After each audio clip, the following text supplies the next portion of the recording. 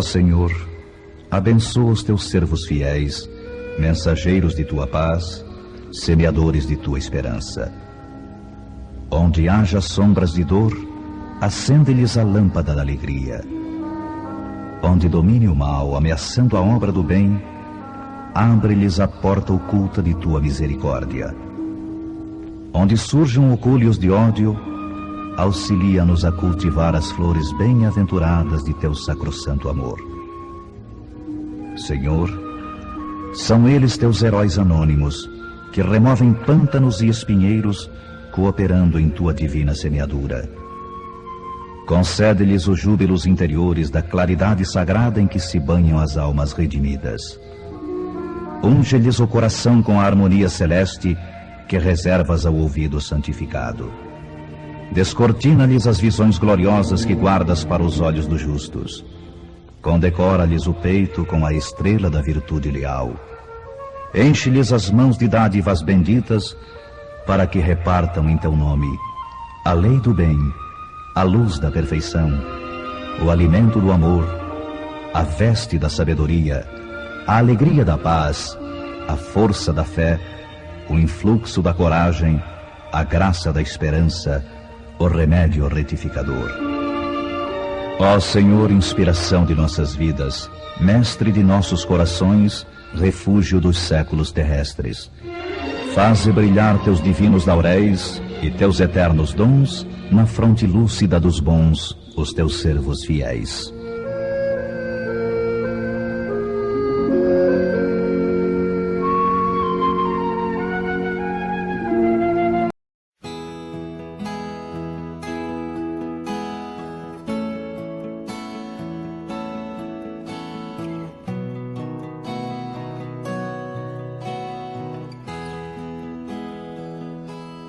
Quanta luz neste ambiente,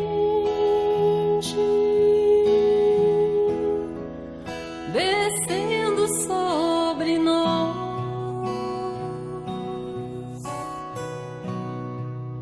vibrando em nossas mentes.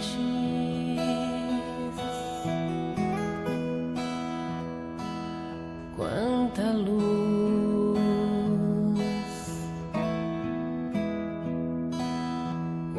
assim em prece,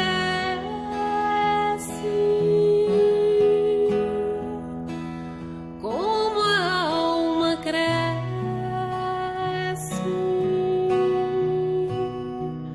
aos olhos de Jesus.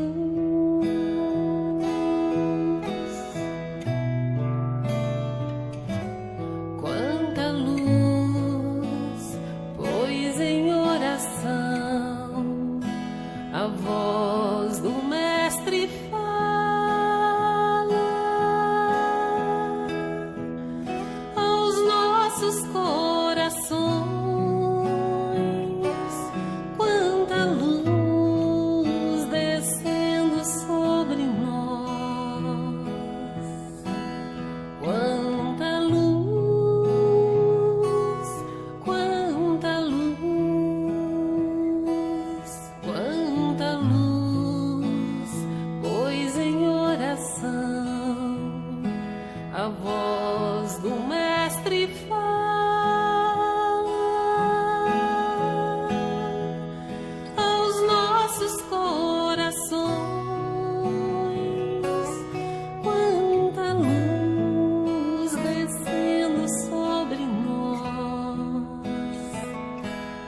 quanta luz.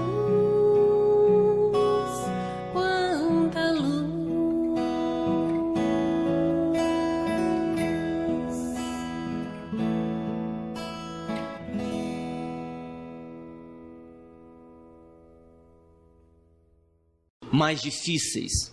E é neste momento que a nossa fé é testada. É nestes momentos em que a nossa fé é colocada à prova. Então, fé é um requisito indispensável para estes momentos que vivemos na atualidade. E sempre que eu lembro desse item da fé, eu me recordo daquele baiano que era devoto do Senhor do Bonfim, Ele morava numa região onde uma onça estava atacando várias pessoas, várias casas, e ele foi convidado a caçar a onça.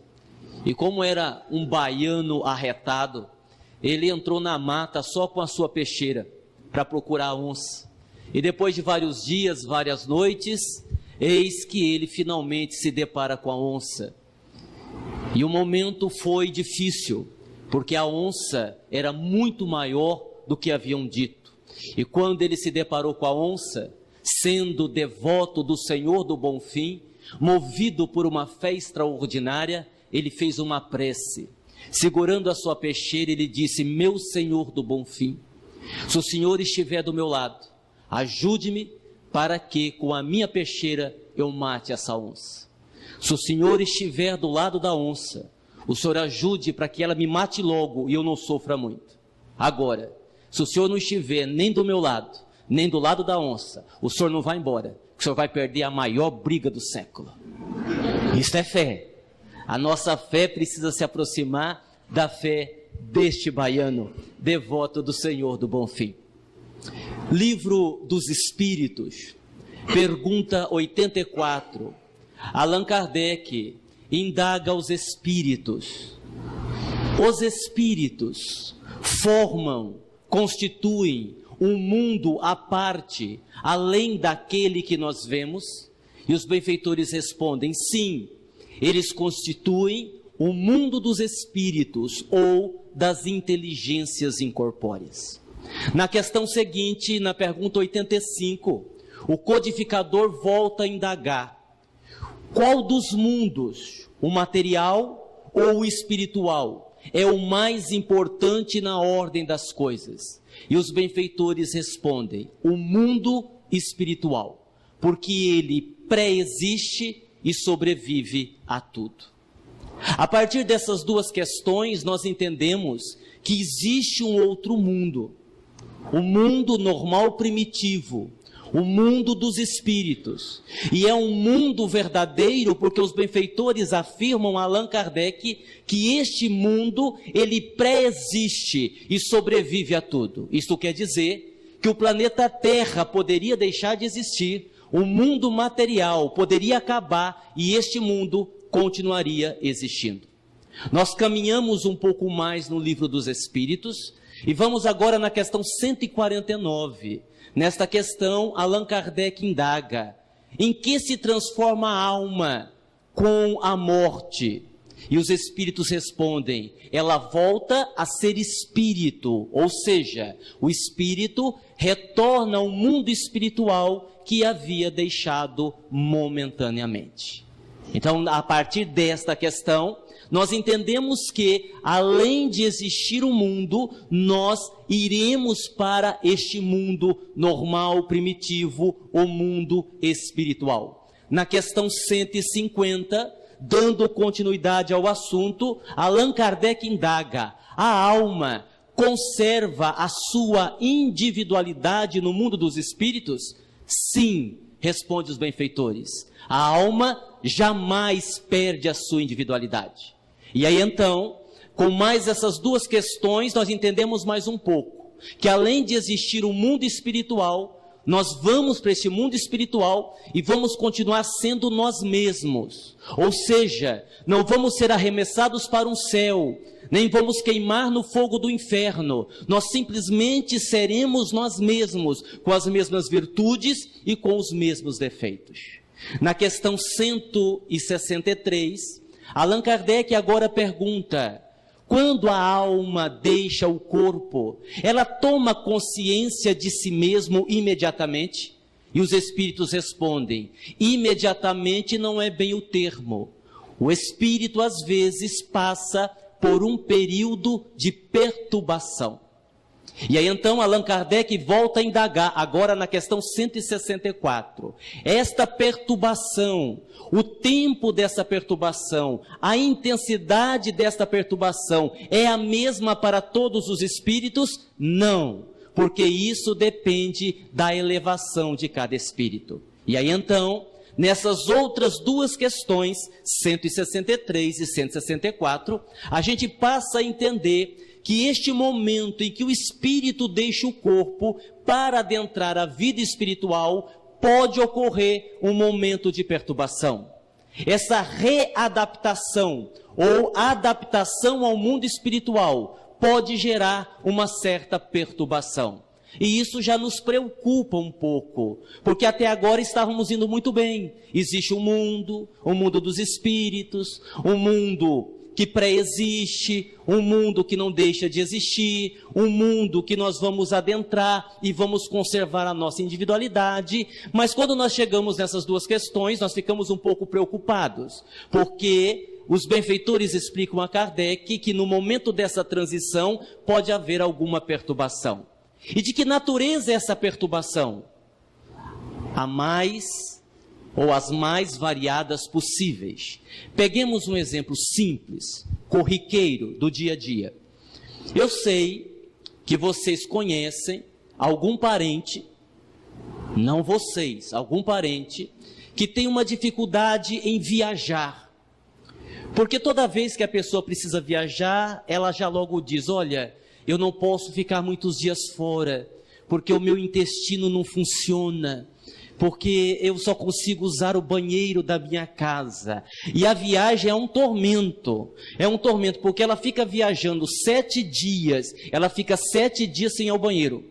Por quê? Porque ela só consegue ir no banheiro da casa dela. Pronto, esse exemplo bastaria para entender uma perturbação. Ora, por quê? Porque quando esse indivíduo desencarnar, de duas uma, ou colocam um vaso sanitário no caixão para ver se o espírito leva, se ele dá conta de levar, ou, estando no mundo dos espíritos, toda vez que precisar vir ao banheiro, ele volta para a casa dele, pede licença aos benfeitores e vem fazer as suas necessidades fisiológicas.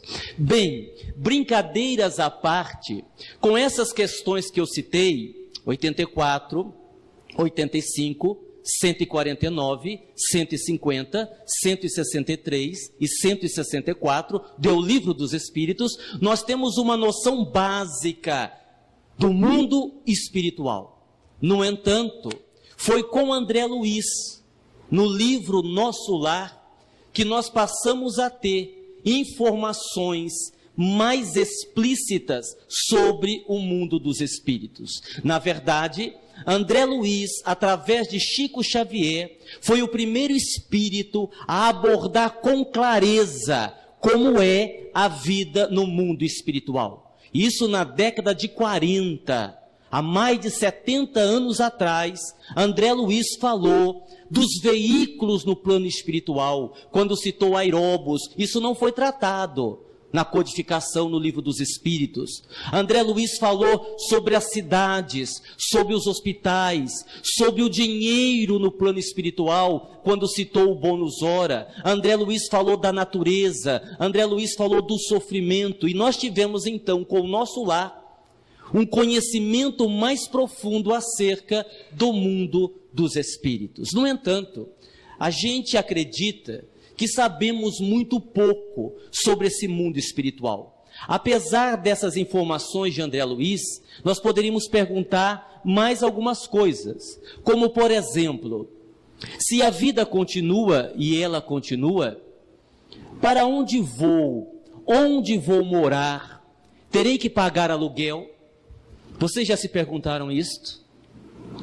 Porque André Luiz nos explicou que existem construções no mundo espiritual, que o espírito não fica flutuando, nem saltando de uma nuvem para outra, ainda bem, porque quando eu não conhecia o espiritismo, eu ficava muito preocupado com aquela imagem que haviam me passado quando eu era criança, daquela ideia de que você, considerando que você vai para o céu, e como eu considerava que ia, e ainda considero, aquele saiote ridículo, com aquelas asas, eu ficava pensando, como é que eu vou entrar num lugar, no outro, com aquelas asas? As asas não é nada, mas aquele saiote é uma coisa um tanto que ridícula. Então, os espíritos demoliram essa crença. A explicação do Livro dos Espíritos e as obras de André Luiz nos chamam a atenção para que não. Que se aqui nós temos uma cópia imperfeita do mundo espiritual, é óbvio que quando nós chegarmos no mundo espiritual, nós vamos encontrar muita coisa semelhante ao que temos aqui. Então o espírito vai morar em casa.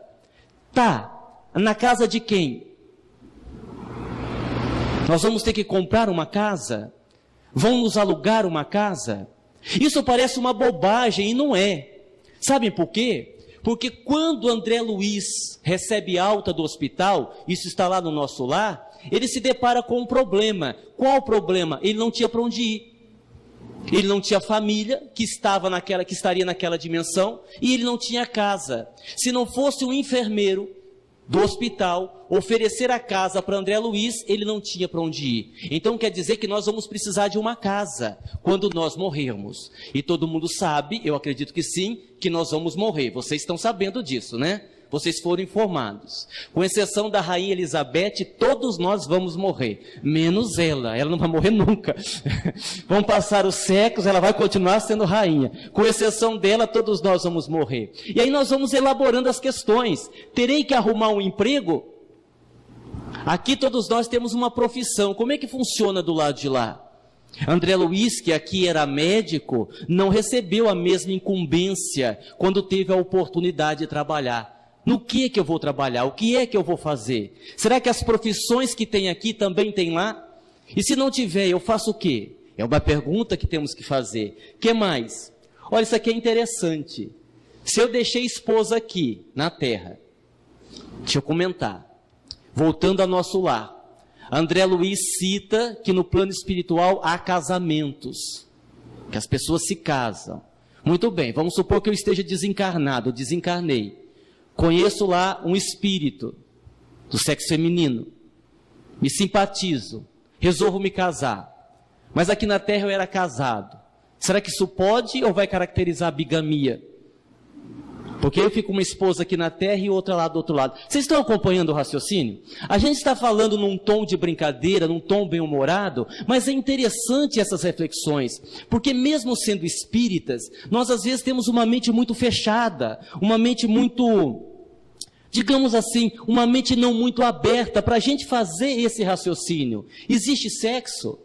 Olha que coisa interessante. Se eu que sou ser humano não morro, e o meu cachorro, que eu adoro, e o meu gato de estimação, se eles também não morrem, para onde é que eles vão?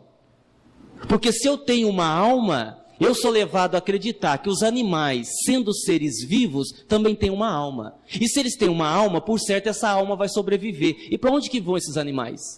Será que eu posso reencontrar o meu cachorro, o meu gato do lado de lá? O que mais? Qual a moeda em circulação na vida espiritual? Existe dinheiro por lá? Vou reencontrar as pessoas que amo. E aquelas que eu odeio? E aquela pessoa que você ficou devendo e não pagou aqui na terra? Você já parou para pensar nisso? Sim, porque se você vai reencontrar os seus entes queridos, e com certeza você vai, você também deve reencontrar aquele cara, aquela pessoa que você ficou devendo, nunca mais pagou. E aí como é que faz? A dívida acabou porque você desencarnou, ou você vai ter a dívida do lado de lá e vai ter que ressarcir de alguma forma? Já pararam para pensar sobre isso? Então quem deve aí na praça, preste atenção. Aqui, as pessoas que fiquei devendo, elas também não morreram. Será que elas vão me cobrar? Então são questões que o livro, As Dimensões Espirituais, vem tratar. E o espírito José Lázaro, que escreve o livro As Dimensões Espirituais, esse aqui é o outro livro, Morri, Sobrevivi, Para Onde Vou, também do José Lázaro, e este aqui é o lançamento. O livro, o espírito José Lázaro, logo no começo do livro, e aqui tem uma fala de Rubem Alves, que eu encontrei, e eu achei assim, muito interessante para a nossa reflexão. Rubem Alves escreve assim: um Deus que tenha uma câmara de torturas, chamada inferno, não merece o meu respeito, e muito menos o meu amor. Obviamente porque essa ideia de inferno eterno, essa ideia de punição, essa ideia de castigo, ela não condiz com a bondade de Deus. E logo em seguida Rubem Alves faz um comentário também muito interessante: não tenho problemas com Deus, mas tenho problemas com aquilo que os homens pensam sobre Deus. Isso é uma grande verdade. A realidade é uma coisa, o que nós pensamos sobre a realidade é outra. E o espírito José Lázaro, agora sim, nós temos aqui um avião que eu adoro o avião. Eu sou apaixonado por avião. Eu, assim, quando tenho que viajar de avião, é uma maravilha, eu fico tão feliz. Porque, olha, não existe nada pior para quem tem medo de avião ter que voar. Porque eu costumo brincar, mas é uma brincadeira séria. Eu costumo brincar dizendo o seguinte, que há um complô entre piloto, copiloto, aeromoça, para deixar você mais traumatizado do que você já é, quando você tem medo de voar. Porque assim que você entra no avião, a aeromoça diz assim, quem nunca viajou e vai viajar, vai descobrir que é desse jeito. Ela diz assim, senhores passageiros, desliguem todos os aparelhos eletrônicos, inclusive o aparelho celular. Agora veja, você já está com medo. Hoje em dia, desligar o celular é quase igual perder um ente querido. Sim, porque a gente não desliga o celular nem para ir ao banheiro. De vez em quando uma pessoa me diz, estou sem celular. Aí você pergunta, por quê? Caiu dentro do vaso. E eu fico me perguntando o que o celular está fazendo dentro do banheiro e pior, dentro do vaso. Nem para tomar banho a gente se desliga do celular. Agora você vê, você está com medo. Aí manda desligar tudo, você desliga o aparelho celular, você se sente sozinho, solitário. E a aeromoça continua o processo de traumatizar você. Ela diz assim, senhores passageiros, desliguem os aparelhos eletrônicos. Se por acaso o avião sofrer uma despressurização, eu demorei 1 ano para saber o que era isso. Se por acaso o avião sofrer uma despressurização, máscaras de oxigênio cairão do compartimento acima da sua poltrona. Agora veja, o avião nem decolou. Veja como é dramático. O avião nem decolou. Você já está sozinho, sem celular. E você é informado que você pode ter falta de oxigênio lá em cima. Isso é tão perigoso que já tem máscaras preparadas para cair. E a aeromoça continua. Se por acaso houver uma criança sentada ao seu lado, coloque primeiro a máscara em você, depois na criança. E eu sempre penso nessa hora, isso não precisa nem pedir. É óbvio que eu vou fazer. Primeiro eu me salvo, se der tempo eu salvo alguém, se não der que morra, eu vou salvar eu mesmo. Mas é óbvio, qualquer pessoa vai se salvar primeiro. Imagine se sem ar para respirar, você vai ficar preocupado porque está sentado, você vai estribuchar e vai morrer. A gente é tão egoísta que corre o risco da gente pegar a máscara do outro também para a gente, para ter certeza que não vai morrer. E ela continua. Se por acaso a aeronave pousar na água, e ela diz isso como se o avião pousar na água fosse a coisa mais natural do mundo. O seu assento é flutuante, retire-o e leve para fora da aeronave. Meu Deus! Essa aeromoça não deve ser brasileira. Porque eu fico imaginando o avião caindo no Oceano Pacífico e a gente assim, com licença para eu passar com a minha poltrona. Não, o senhor de mais idade, só pode ir na... Nós vamos morrer lá dentro se matando para ver quem sai primeiro do que afogado, gente. Então, é dramática. Bom, deixando esse drama de lado, eu coloquei um avião aqui em chamas por uma razão simples. O José Lázaro, a gente percebe que ele tem um objetivo com o livro, faz a gente pensar. E ele começa o livro, no primeiro capítulo, narrando um acidente aéreo. O ocorrido é um fato verídico. Ele não dá maiores informações sobre o acidente. Não tem no livro. Vocês vão ver, eu perguntei para o José Lázaro que avião que era, quando foi, ele não dá essa informação. Ele apenas cita a queda de um avião numa mata, numa floresta. Havia ali mais de 150 passageiros e todos desencarnam. Todos morrem na queda do avião. E aí ele diz duas coisas interessantíssimas que nos fazem pensar. Primeiro ele diz assim, havia uma tribo de índios, os índios estavam desencarnados, mas ainda não haviam adentrado o mundo espiritual. E eles então passaram a auxiliar no resgate dos passageiros desencarnados. E isso faz a gente pensar. Vamos citar de novo. Havia ali naquele local uma tribo de índios, vários índios desencarnados, mas que não haviam adentrado a vida espiritual. Ora, se nós estamos desencarnados, nós só podemos estar na vida espiritual? Como é que é isto? E aí ele continua, e num dado momento ele diz assim, uma frase também perturbadora: quase todas as pessoas que estavam no avião tinham o karma de morrer naquele acidente aéreo. Qual é o problema desta frase? A palavra quase. Ora, porque se ele está dizendo que quase todas as pessoas que estavam no avião tinham que morrer daquela forma, quer dizer que tinha alguém no avião que não tinha que estar ali. Se ele não tinha que estar ali, ele não tinha que ter desencarnado. Então por que é que desencarnou?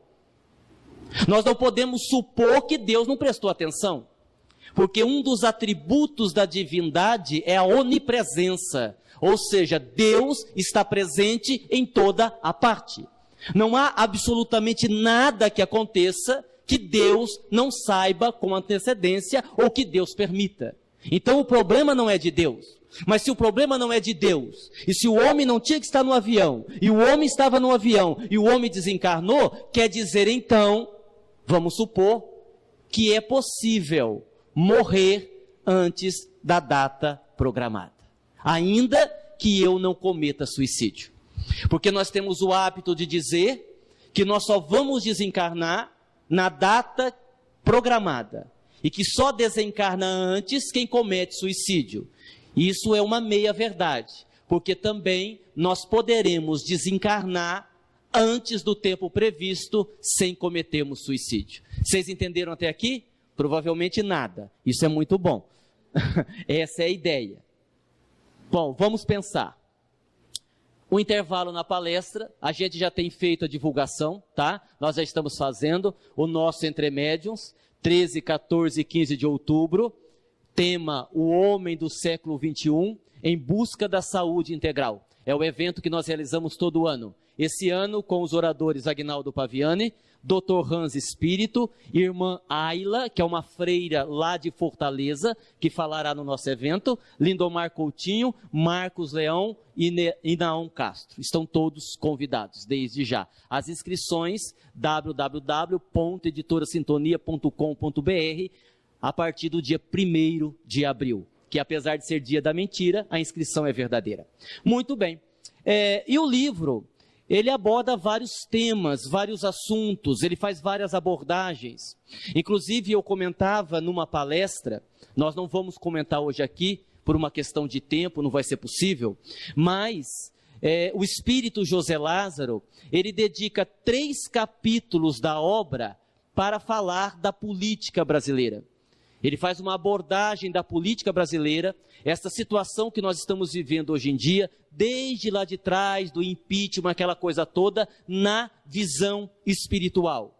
O que é que está acontecendo na dimensão espiritual, nos céus brasileiros, enquanto nós estamos vivendo estas lutas no campo econômico, no campo político, que todos nós sabemos como está difícil.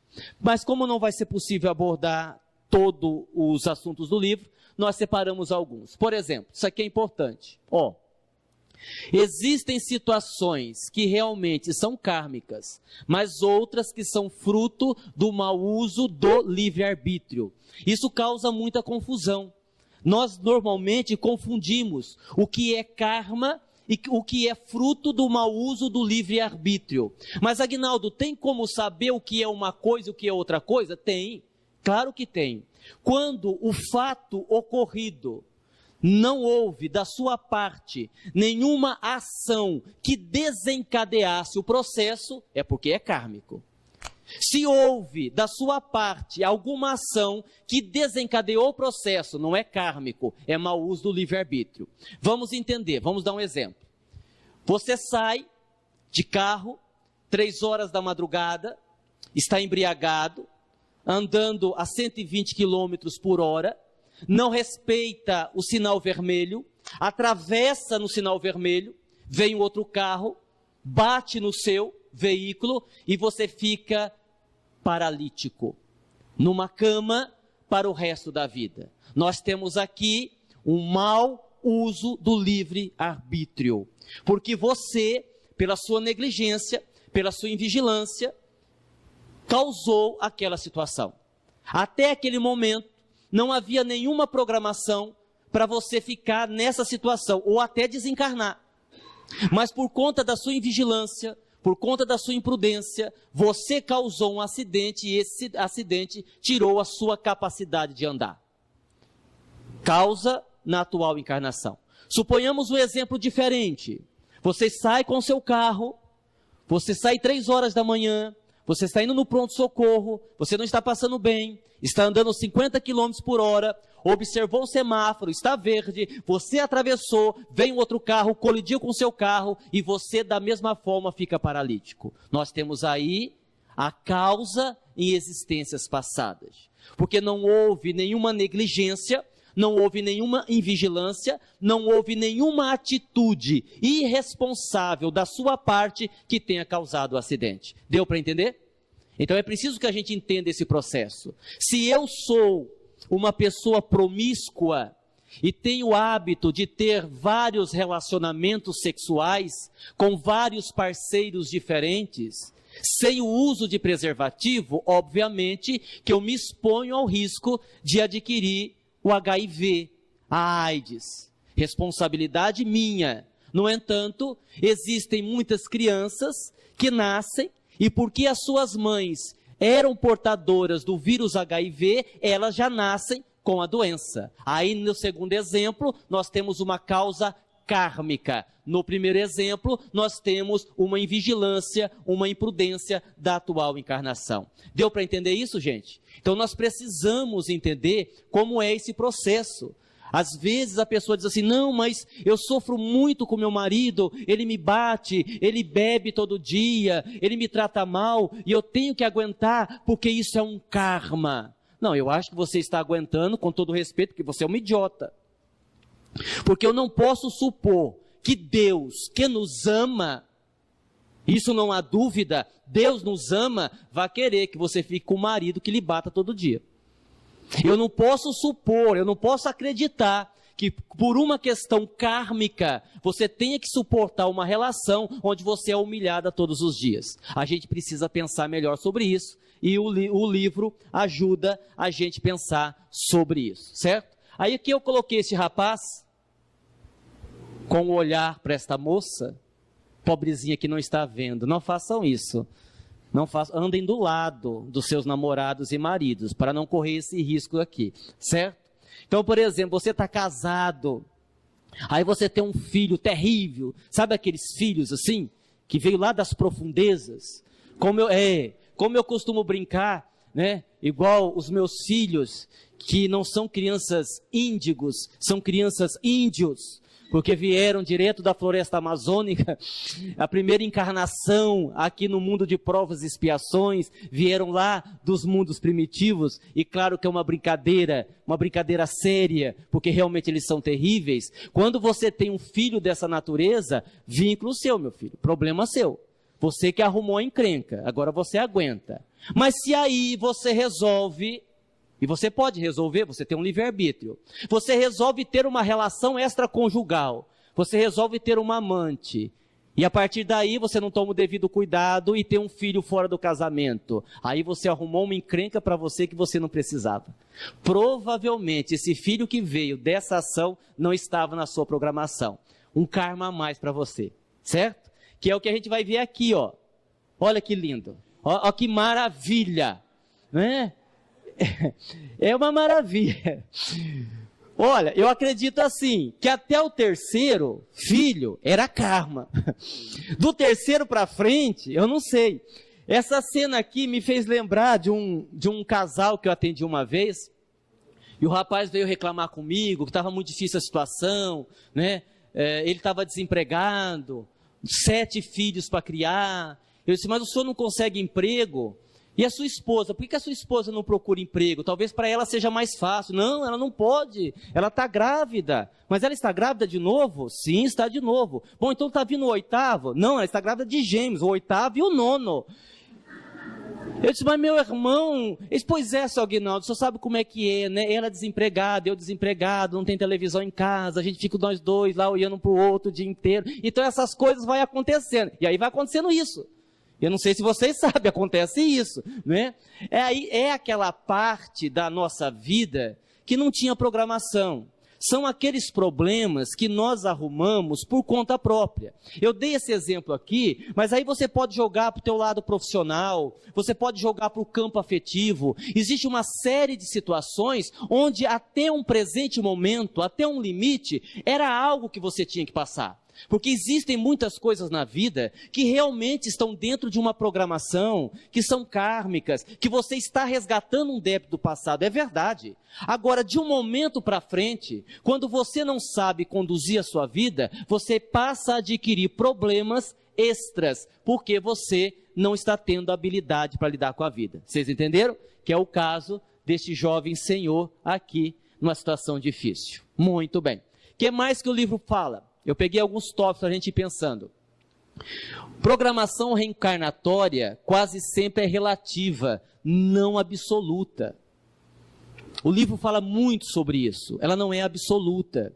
Ou seja, algumas coisas da nossa vida estão programadas, outras não. Então eu poderia questionar assim, vamos imaginar a seguinte situação. Para a gente entender lá o cara que estava no avião, que não tinha que estar, não tinha que morrer e acabou morrendo. Imagine que você precise do médico, 3 horas da madrugada, médico do SUS, certo? E você chega lá para ser atendido, é uma coisa grave, você precisa ir para o centro cirúrgico. O médico está no período de carnaval, além de estar com sono, está embriagado, e é ele que vai fazer a sua cirurgia. Não é hora de você desencarnar, mas diante dessa situação, uma cirurgia de emergência, às 3 horas da manhã, com o médico com sono embriagado, o risco de você desencarnar é muito grande. E eu então pergunto a vocês, você desencarnaria nessa situação, mesmo que não seja o momento de você desencarnar, sim ou não? Mais ou menos, né? Mais ou menos não tem jeito. É igual mulher grávida, não existe mulher meia grávida. Ou ela está grávida ou ela não está. Mas nesse caso existe, é mais ou menos mesmo. Sabe por quê? Aí entra uma coisa que nós nunca prestamos atenção. O Dr. Inácio Ferreira fala muito disso. Ele fala do karma da falta de merecimento. Talvez você chegue numa situação dessa sem nenhum mérito, com a sua ficha, digamos assim, em branco. Como você não tem nenhum mérito, como você não justifica a sua estadia aqui na Terra, pode acontecer uma desencarnação antes da data prevista. Aguinaldo, quer dizer então que se a pessoa estiver no lugar errado, na hora errada, ela pode desencarnar antes da hora? Não, não, não. Se ela estiver no lugar errado, na hora errada e fazendo alguma coisa de errado, aí ela pode desencarnar antes do horário previsto, sem dúvida alguma, sem que ela tenha uma intenção de cometer suicídio. Ok? Vocês entenderam? Vocês entenderam? Então, se ficarem ruins, 3 horas da manhã, é melhor esperar até amanhecer o dia. Porque vai que a sua ficha está vazia, então você pode ter uma surpresa desagradável. Muito bem, isso aqui tudo é o nosso passado. Eu queria achar uma imagem que pudesse dar uma ideia do que significa as nossas encarnações passadas. É isso daqui. É isso daqui. Sucata. Sucata. O livro também fala disso, porque é muito comum pessoas simpatizantes da doutrina espírita questionarem assim, já me perguntaram muito isso, Aguinaldo, por que nós não lembramos daquilo que fizemos em outra encarnação? Porque assim, se a gente lembrasse do que fez em outra encarnação, essa seria mais fácil, porque eu saberia onde eu errei, e isso me ajudaria a tomar atitudes corretas nessa encarnação. Por que é que eu não lembro? Por uma razão muito simples. Isso nos afetaria negativamente o nosso emocional.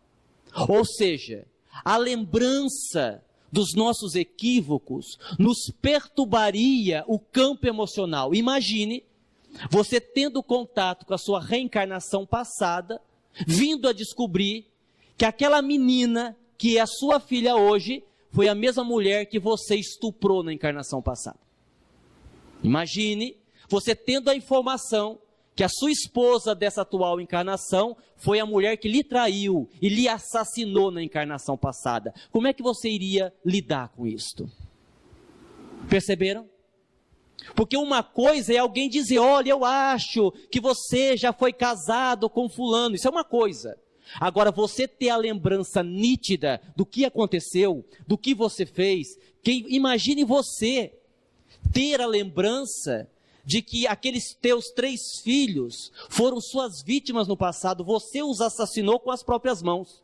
E isso, é óbvio, geraria em você um desequilíbrio psicológico e você não daria conta da sua encarnação. Por isso que as leis de Deus são sábias. Ao reencarnar, nós esquecemos o que fizemos no passado, porque o passado, infelizmente para nós, é um monte de sucata. O que mais que o livro fala? Isso aqui é importante. O livro fala do valor do bem na nossa vida.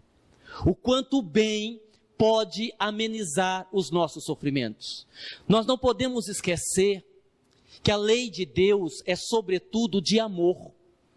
Eu converso com muitas pessoas que têm uma dificuldade muito grande de se perdoarem. Olha que coisa interessante. As pessoas às vezes têm até uma facilidade de perdoar os outros, mas elas não conseguem perdoar a elas mesmas, erros que tenham cometido. E sempre que eu converso com pessoas que têm essa dificuldade, eu lembro da figura da mulher adúltera. Porque quando Jesus impediu que a mulher adúltera fosse apedrejada, Jesus simplesmente não chegou lá e foi defendendo, dizendo, não, ninguém vai tirar pedra, porque eu vou defender de forma alguma. Jesus usou da inteligência, Jesus olhou para aquelas pessoas e fez uma pergunta profunda. Quem estiver sem pecado, atire a primeira pedra. Óbvio, Jesus sabia que ninguém iria arremessar uma pedra. Ora, por quê? Porque nós somos seres humanos. Qual é a principal característica de um ser humano? A imperfeição. Isso significa que todos nós erramos, todos nós cometemos erros. E quando a multidão partiu, Jesus pergunta para a mulher, onde estão aqueles que te acusavam? Se foram, Senhor, se eles não te condenaram, muito menos eu. Vá e não tornes a pecar. A lei de Deus é de amor, tanto que Jesus ressalta, só o amor cobrirá a multidão dos vossos pecados. Aguinaldo, o que isso significa? Isso significa que se você fez alguém sofrer, necessariamente você não precisa sofrer para resgatar. Você só vai sofrer se perder todas as oportunidades de amar. É isso.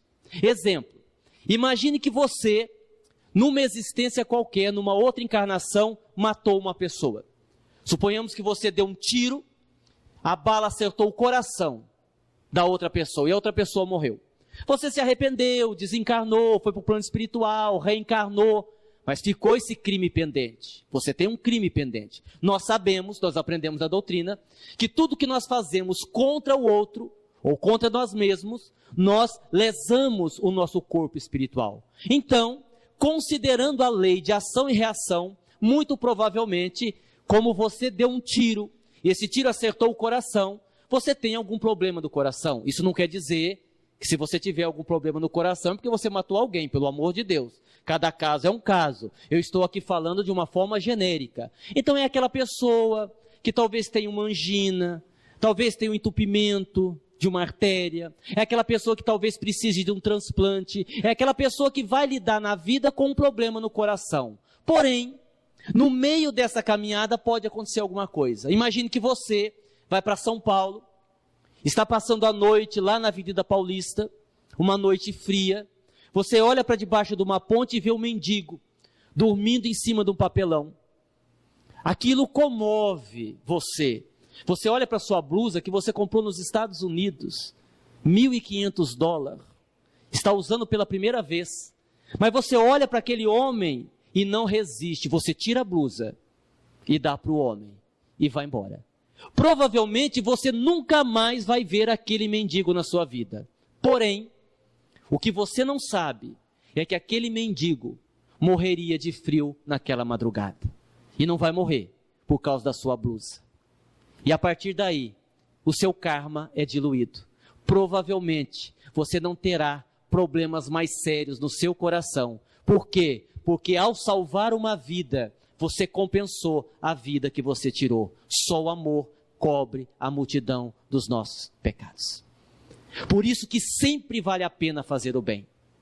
E sem nos preocuparmos com a ingratidão. Porque tem muita gente que não faz o bem preocupada. Mas fulano que eu fiz tanto bem, não deu valor, não me agradeceu, vira as costas para mim. Isso é de menos. Porque toda vez que você faz um bem a alguém, você movimenta uma energia boa. E se a outra pessoa não sabe ser grata, a energia boa volta para você. Então, de qualquer maneira, você vai ter vantagem. Não se preocupe com o outro. Vocês entenderam? Vocês entenderam? O que mais que o livro fala? Em relação à citação do livro. Vou explicar. Antes, deixa eu falar outra coisa. Tem muita gente que também diz isso. Olha, se você tem um problema espiritual com a pessoa, se prepare, que você vai ter que reencarnar e ser esposa dele, ou marido dela.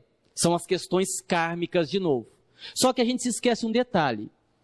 E eu vou citar esse exemplo. Tinha um rapaz no plano espiritual, se preparando para reencarnar, porque o livro fala também dos dramas enfrentados pelos espíritos que têm que reencarnar. Ele sabe que tem que voltar, e muitos deles numa situação muito difícil.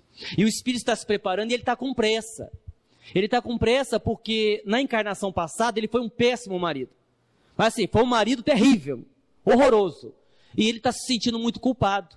E ele ficou sabendo que a mulher dele, que também já estava desencarnada, tinha reencarnado.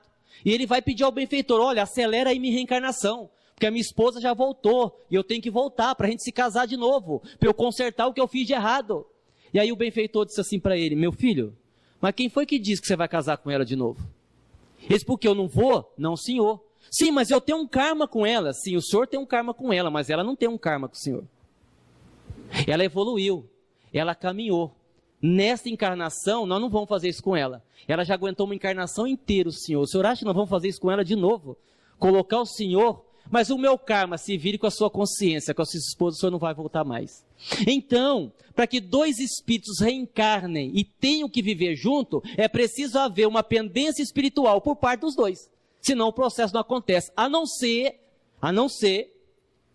o que aconteceu com a maioria dos casais que são aqui, preste atenção os homens, a não ser que a mulher diga assim, faz o seguinte, manda esse traje de novo, vai, deixa, eu sei que eu vou sofrer tudo de novo, porque ele não vale nada, continua não valendo, ele está dizendo aí que melhorou, é mentira, mas assim, ele foi pai dos meus filhos, sofreu lá no umbral, 25 anos, eu estou com pena dele, manda de novo que eu cuido, isso pode acontecer, mas aí é um caso de caridade da sua esposa com você, então maridos presentes, preste atenção, se não é o seu caso, porque na maioria das vezes é o homem que está nessa situação, tá legal?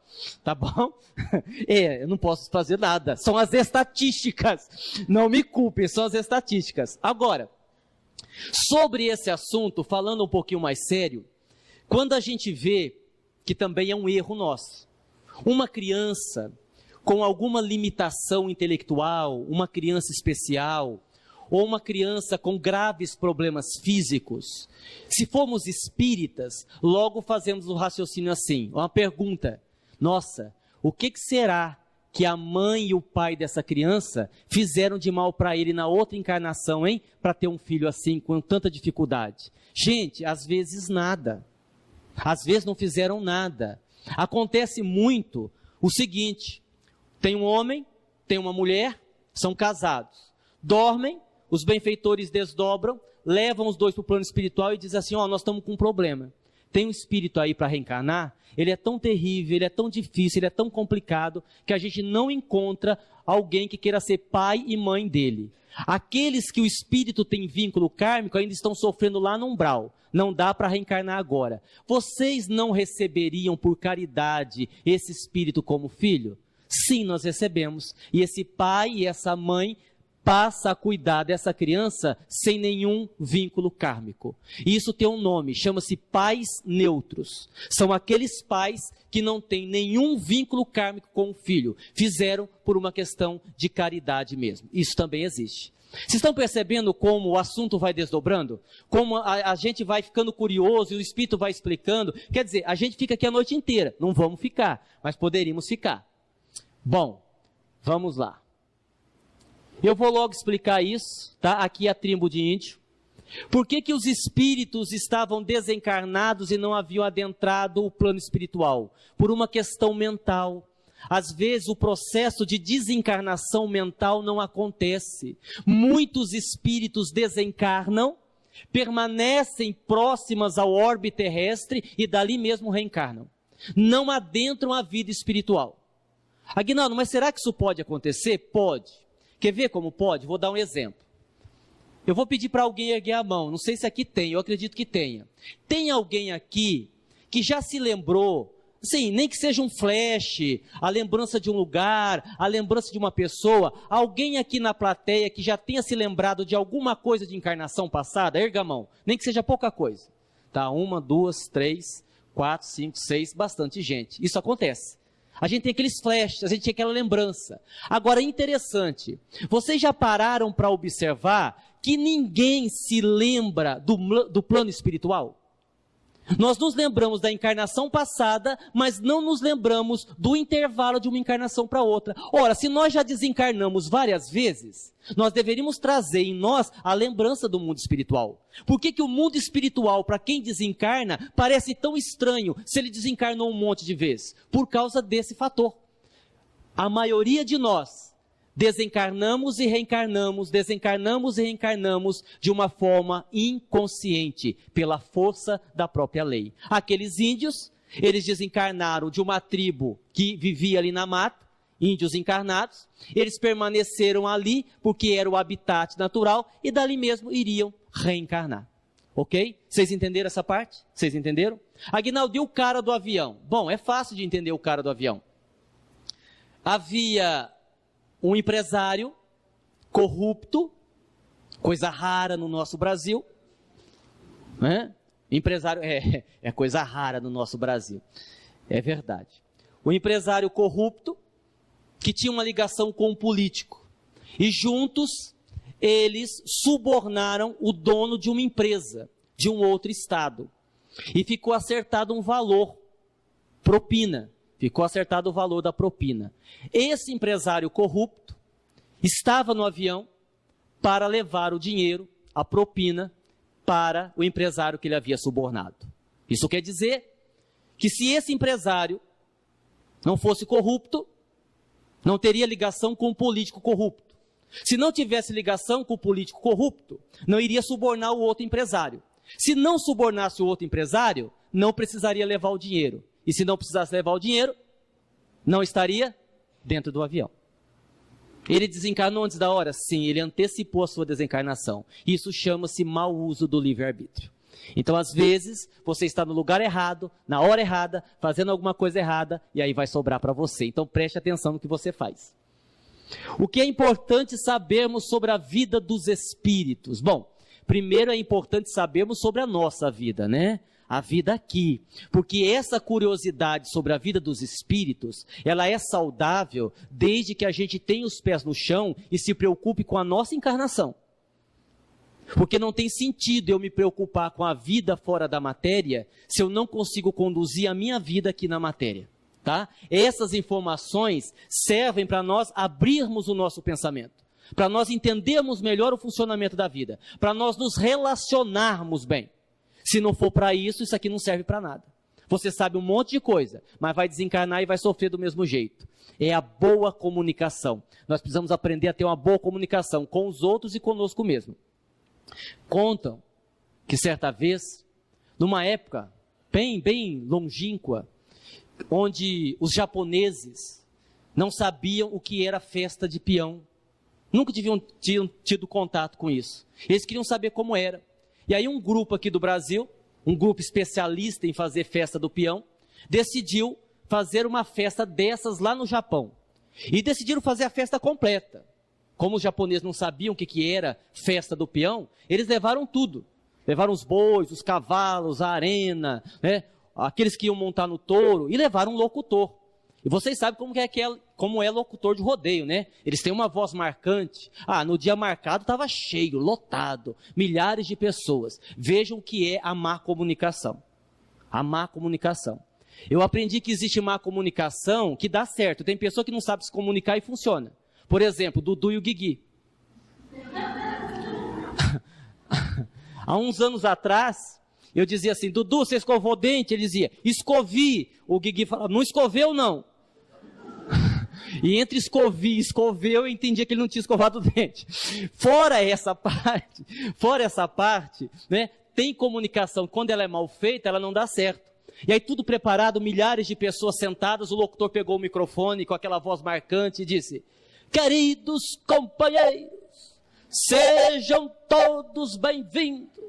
Segurem-se nas cadeiras, porque hoje o chão vai tremer. Em 5 minutos não sobrou um, desapareceu todo mundo? Como é que o cara fala que o chão vai tremer no Japão, que tem um terremoto por semana? Destruiu a montaria, o rodeio antes de começar. É coisa terrível, é a má comunicação. Ou seja, a gente aprendendo algumas coisas, a gente tem mais possibilidade de fazer uma boa comunicação. Olha, e aqui a gente tem um resumo daquilo que eu já falei, bem rapidinho. Na programação reencarnatória, só reencarnamos juntos da pessoa que temos dívidas, e se a pendência espiritual for de ambos. Nós já falamos sobre isso. Está aqui, né? São os famosos casamentos, não de almas gêmeas, mas de pessoas algemadas umas às outras. Estamos pagando erros da encarnação passada. Essa frase precisa ser colocada no plural. Aqui tem uma coisa importante que eu gostaria de falar para vocês. Eu vou passar para frente, senão vai ficar passando isso daí, e vocês vão ficar distraídos olhando para isso daí, não é? E não vão prestar atenção aqui no que eu estou falando. Deixa eu explicar uma coisa para vocês, muito importante. Nós temos o hábito de dizer assim, o que será que eu fiz na encarnação passada para sofrer o que eu estou sofrendo? E é uma expressão equivocada. Por quê? Porque toda vez que eu for falar do passado, eu tenho que me referir ao passado no plural. Vejam, raciocinem comigo. O espírito, ele evolui ou estaciona, ok? Correto? É isso que nós aprendemos no espiritismo. O espírito não piora, ele estaciona ou melhora. Isso quer dizer o quê? Isso quer dizer que a natureza humana não dá saltos. Não dá saltos. Nós vamos evoluindo gradualmente. Isso significa que se hoje você é uma pessoa muito boa, mas muito boa mesmo, é porque na outra encarnação você já foi mais ou menos bom. Não tem jeito de numa encarnação você ser um bandido, um criminoso, um cara horrível, e na outra você ser um anjo de candura. Não tem como, a natureza não dá saltos. Então, a gente supõe que uma pessoa que nessa encarnação é muito boa, é porque na outra ela já era boa. Se na outra ela já era boa, pelo raciocínio lógico, ela não deve trazer para essa encarnação karmas pesados. Vocês concordam, sim ou não? Sim. Só que a gente vê muita gente boa, muito boa, em cima de uma cama, sofrendo horrores, a ponto da gente dizer assim, nossa, mas como é que aquela pessoa pode sofrer isso? Boa daquele jeito, caridosa daquele jeito, como é que ela pode sofrer tudo isso? Ora, nós cometemos um erro, há 500, há 600, há 700 anos atrás, vai saber, aquilo ficou registrado, e a misericórdia divina esperou, você evolui um pouco, você evolui mais um pouco, você evolui mais um pouco, aí de repente, a justiça divina olha para você, tá legal agora, tá lá em Votuporanga, frequentando o Centro Espírita Caminho de Damasco, já tá aplicando passe, né, sabe alguma coisa, tá até fazendo prece, bom, agora ele aguenta o karma daquele erro de 500 anos atrás, pode deixar vir. E aí você tem uma pessoa muito boa, sofrendo muito, não por causa de um erro da última encarnação, mas erros que ficaram para trás. Vocês entenderam? Sim, sim. E agora que nós colocamos talvez o mais importante do livro.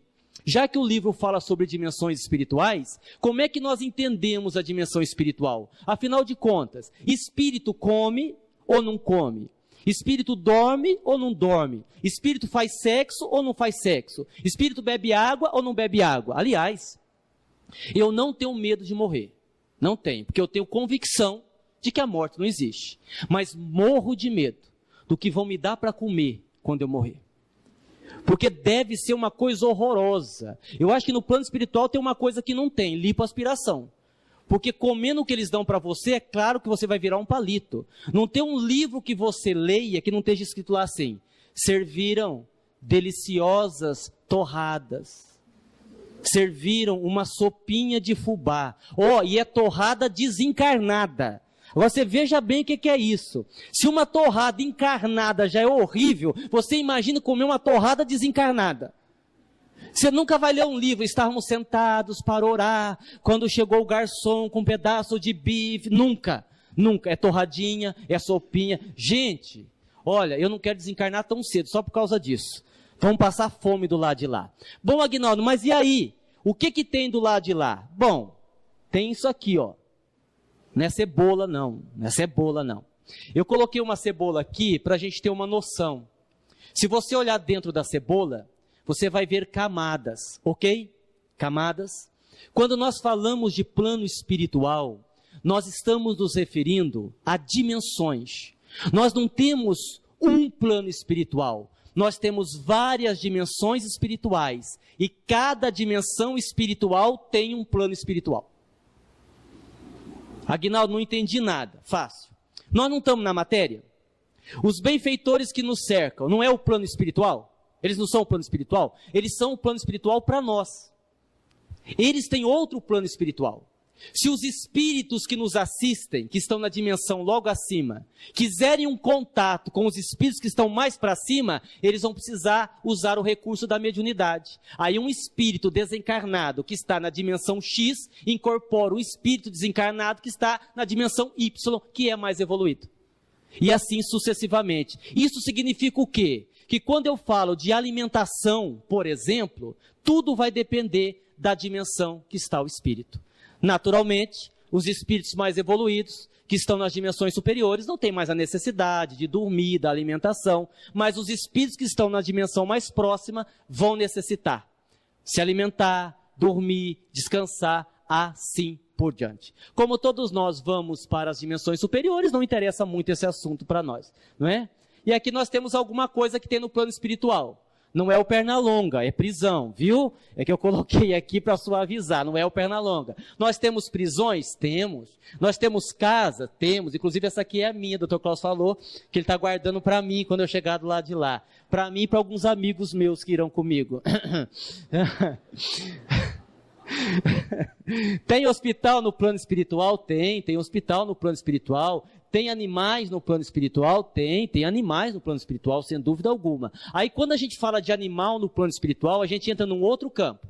Aí a questão dos animais no plano espiritual mereceria uma outra explicação.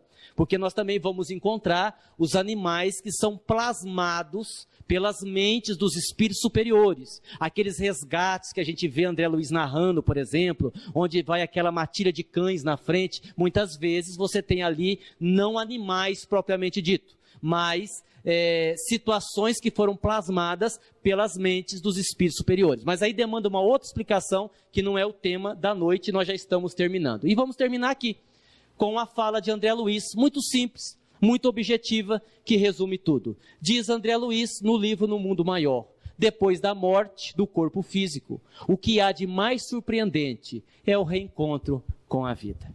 Então nós vamos nos encontrar conosco mesmo.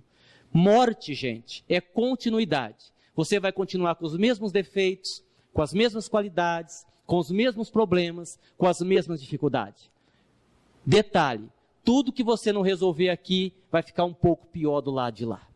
Então a minha sugestão é que você resolva os seus problemas aqui, porque do lado de lá é um pouquinho mais complicado de resolver. Ok, pessoal? Tudo bem? Tudo certo? Valeu. Muito obrigado. Que Jesus nos abençoe, que Jesus nos ampare, nos proteja. Obrigado pela presença, pelo carinho. E aqueles que quiserem adquirir o livro, fiquem à vontade. Está bem? Nós vamos já aproveitar e vamos fazer a finalização dos nossos trabalhos. Nós não teremos o passe hoje, vamos já fazer uma prece e vamos encerrar. Muita paz a todos.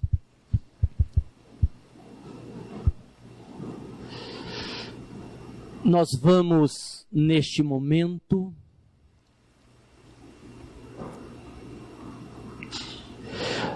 nos deixarmos envolver pela espiritualidade amiga e vamos agradecer pelas bênçãos deste momento. Nesta noite de reflexões, deveremos lembrar algo que talvez seja mais importante de tudo que aqui foi falado. Que independente da dimensão que estivermos, todos nós somos espíritos em evolução. Todos nós saímos simples e ignorantes da mão do Criador. Estamos estabelecendo uma caminhada com um destino, com um objetivo primordial, que é a própria perfeição. Quando falamos de dimensões espirituais, basta lembrarmos que tudo é uma questão de mais ou de menos matéria. Nós, espíritos que estamos numa dimensão que vibra diferentemente da dimensão material, também temos as nossas necessidades, também temos as nossas dificuldades, também temos as nossas lutas. Nós que atuamos na área da medicina, com muita frequência ouvimos pessoas dizendo: eu estou cansado da vida, eu queria morrer, por que é que Deus não me leva de uma vez? Por que é que Deus não termina com esse sofrimento? Eu quero deixar o corpo, eu quero deixar esta carcaça, eu quero me libertar. O equívoco, meus irmãos, é que a morte não significa necessariamente libertação. A morte apenas tira de você o corpo mais denso. A morte apenas libera o espírito da matéria mais densa. Todavia, as lutas, os vícios, os desequilíbrios, a inabilidade para lidar com os sentimentos acompanham o espírito. Não se iludam, porque as lutas na dimensão espiritual são mais difíceis do que as lutas no mundo material. Não criem a ilusão de que vindo para cá tudo será mais fácil. É ingênuo pensar que os espíritos resolvem tudo com a força do pensamento. Talvez isto sim aconteça nas dimensões superiores. Nestas próximas do orbe, não. Nós derramamos suor, nós derramamos lágrimas e também às vezes derramamos sangue nas nossas lutas, nos nossos trabalhos, nos socorros espirituais. Nós não usamos a força do pensamento, usamos muitas vezes a força dos braços. O trabalho do espírito muitas vezes é braçal. Quando vamos resgatar algum espírito sofredor nas regiões de dor, nós vamos com padiolas, nós vamos com enfermeiros, nós precisamos fazer curativos, porque o corpo espiritual também adoece. O corpo espiritual é passível de ferimentos e nós precisamos de trabalhos físicos para o socorro. Não almejem a desencarnação achando que vão se livrar dos problemas. Os problemas existem em qualquer dimensão espiritual. Os problemas só desaparecem quando nós decidimos amar. Quando nós amamos verdadeiramente, quando nós desenvolvemos em nós este amor, não importa se estamos encarnados, desencarnados, não importa a qual dimensão estamos, nós vamos ser felizes, porque o amor é o alimento das almas que já compreenderam o quanto é bom amar. O amor é o alimento que Jesus nos trouxe, é o único alimento que nós precisamos para termos uma vida saudável, sob o ponto de vista psíquico, físico e espiritual. Lembremos que as dimensões variam ao infinito, são incontáveis as dimensões espirituais. O que vale, o que é importante, é olharmos para esta dimensão, a nossa dimensão interna, e observarmos o que estamos semeando de bom. Para aquele que semeia o bem, qualquer terra, de qualquer dimensão, recebe a semente e agradece pela semeadura. Que possamos semear o bem onde estivermos, para que o bem retorne para nós. Muita paz aos nossos corações. Oração para a fluidificação da água. Peço a Deus, o princípio onipresente, onisciente e onipotente, e ao Cristo planetário, forças para as legiões angélicas ou mensageiras, para que possam lutar contra o mal, em qualquer forma que se apresente, e vencê-lo. Como não existe merecimento fora do respeito à verdade, ao amor e à virtude, prometo aplicar esforços no sentido de viver a lei de Deus, compreender e imitar o verbo exemplar e cultivar nobremente os dons do Espírito Santo, carismas ou mediunidades, sem os quais não pode haver a consoladora revelação. Rogo a Deus, que enviou o verbo modelo para entregar o glorioso Pentecostes, ou derrame de dons mediúnicos para toda a carne, para que a humanidade tenha realmente dignos medianeiros, que deem de graça o de graça recebido, nutrindo verdadeiro respeito à doutrina do caminho. Como encarnado, sujeito a necessidades, doenças, dores, aflições, e também sujeito à morte física e responsabilidade perante a justiça divina, rogo o dom do bom discernimento espiritual, assim como rogo para o corpo as energias e os fluidos a serem depositados nesta água. E como quem tanto necessita e roga, reconhecido agradeço a Deus, às legiões angélicas e socorristas e ao meu espírito guia ou anjo guardião.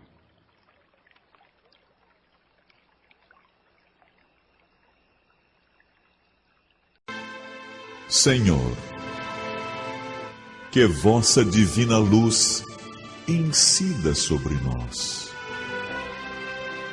Ampara-nos, Senhor, nos caminhos do amor, da paz e do perdão.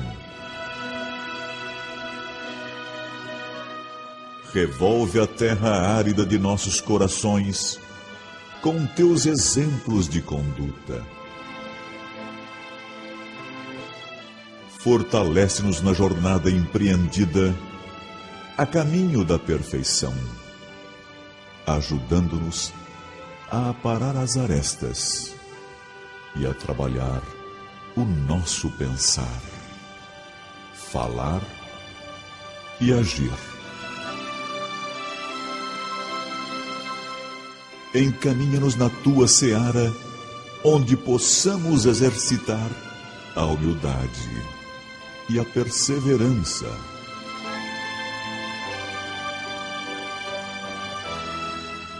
Que possamos compreender os teus ensinamentos, aplicando-os em nosso dia a dia.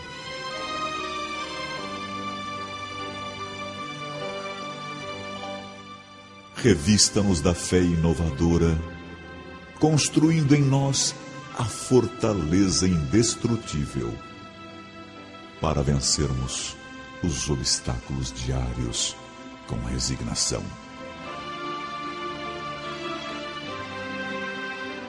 Cubra-nos com teu manto de paz, afastando-nos dos descaminhos. Desperta-nos para os trabalhos assistenciais da tua seara, para redescobrirmos em nós o agradecer, e não tão somente o pedir. Que tenhamos sempre o pão a repartir com aqueles que de nós se aproximarem, e que aprendamos a levar o pão àqueles que não sabem mais onde pedir. Que nunca nos falte a palavra consoladora àqueles que necessitam. Que possamos, sob a vossa proteção, continuarmos a caminhar nossa jornada como semeadores da luz, da paz, da concórdia e do amor, do teu infinito amor.